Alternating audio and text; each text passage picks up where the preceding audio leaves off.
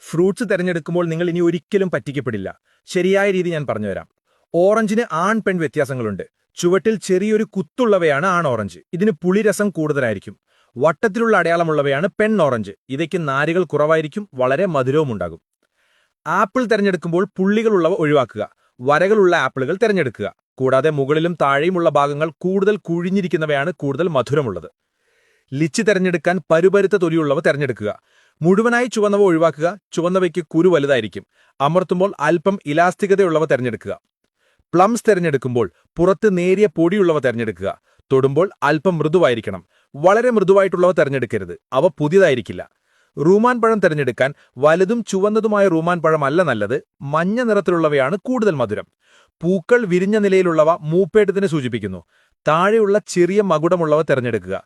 വലിയവ മൂക്കാത്തതിനെ സൂചിപ്പിക്കുന്നു. വൃത്താകൃതിയിലുള്ളവയേക്കാൾ ചതുരാകൃതിയിലുള്ളവയാണ് കൂടുതൽ രുചികരം. കൂടുതൽ ഫ്രഷായ മാംഗോസിന്റെ ഞെട്ട് കൂടുതൽ പച്ചയായിരിക്കും. തൊലി മൃദുവായിരിക്കും. ചെറുതായി അമർത്തുമ്പോൾ പഴയ രൂപത്തിലേക്ക് തിരിച്ചു വരുന്നവയാണ് നല്ലത്. ചുവട്ടിലെ ദളങ്ങളുടെ എണ്ണം ഉള്ളിലെ കാമ്പുകളുടെ എണ്ണത്തെ സൂചിപ്പിക്കുന്നു. ഈ പേജ് നിങ്ങൾ ഫോളോ ചെയ്താൽ അടിപൊളി ലൈഫ് ഹാക്കുകൾ ഒരുമിച്ച് പഠിക്കാം.